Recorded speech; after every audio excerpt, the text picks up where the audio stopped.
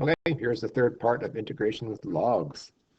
Okay, it's going to move the title over. As we know, we take the derivative of e to the x, it's equal to e to the x. And we know that ln's natural log. I've said that a few times.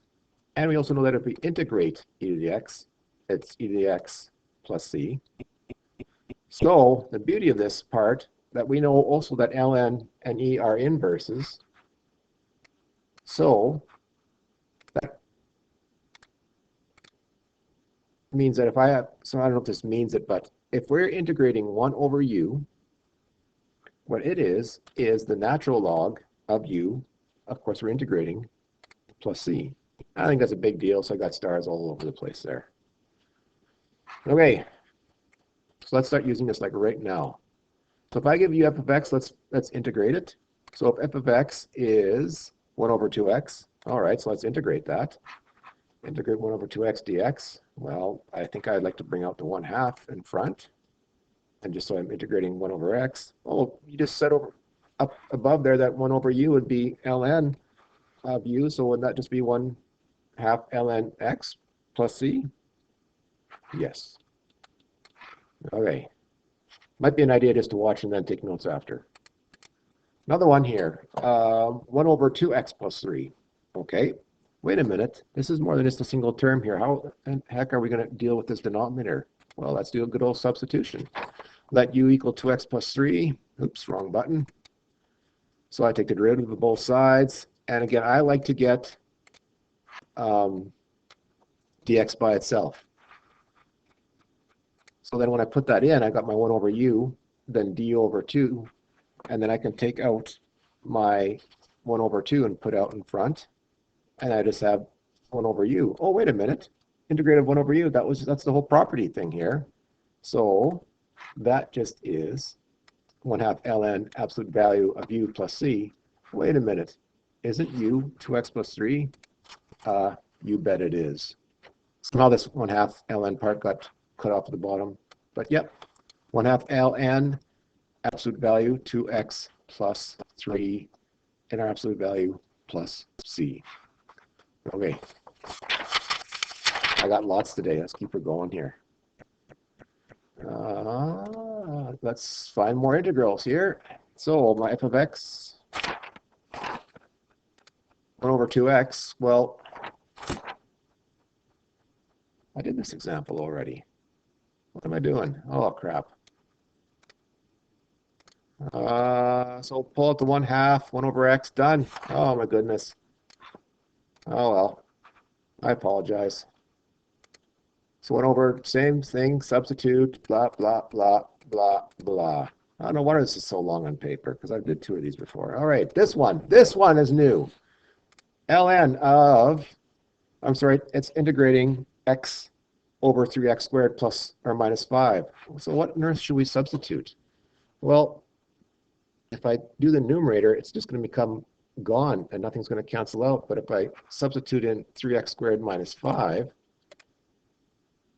hey, that's going to become derivative of 3x squared is 6x. Of course, divide out to 6x, because I'm biased. I like the way I do it.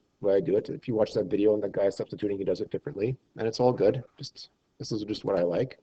So then my dx is equal to du over 6x. So then when I sub it in, my x's cancel out. And then I can also pull out that 6 as a common factor. And wait a minute, are you just integrating 1 over u again? Is that what we're doing? We're getting to be 1 over u? Oh, you bet. So then when we integrate 1 over u, of course, it's ln. And then what is u? Is 3x squared minus 5 plus c. No wonder it's 3 pages in my notes. Crazy. This isn't as long after all. Okay.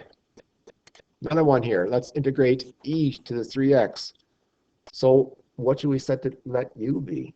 Well, if you let it be e, it's like, how do you go u to the 3x? Well, you just can't do that. So we're going to have to let u be 3x. Okay, take the derivative of 3x, which is 3, and then we'll divide the 3 out. So our dx is equal to du over 3. So then, so e to the u, du over 3, well, when I integrate e, it's just e. I pulled out the 1/3 first, I guess.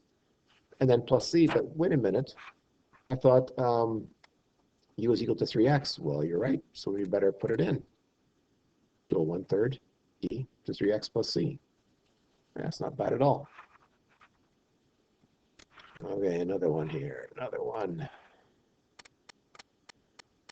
Integrate of e to the 3 minus 4x. You might have picked it up in the last one. We don't substitute the e, it's what's in the exponent. So let's let u equal 3 minus 4x. So I take the derivative of that. I'd be -4, and divide out to -4. So then my dx is equal to du over, that's a 4 there. I guess I didn't write it very well. So then I put e to the u and the negative du over 4, which you can see a little bit better there. So pull out the negative and the 4 in front. So I'm integrating e to the u again. So integral of e to the u is just e to the u, but what's u? Right, it's 3 minus 4x. So again, with our properties of integrating e to the u, integrating it and taking the derivative of it being the same thing, it just makes it work. It's kind of neat. I like it anyways. Next one here. F, integral of e to the x sine e to the x. So what on earth do we let u be? Well, if you said e to the x, that's a great answer because that's exactly it. Because if we take the derivative of e to the x, of course it's e to the x. Divide out e to the x to the other side. So dx is equal to du over e to the x, which is great. Because if we put in u in the sign, and I just and then our du e to the x, the e to the x cancels out. So then we just integrate sine, and we remember from before the integral of sine is, well, actually the derivative of sine is cos, but what would the integral of sine be?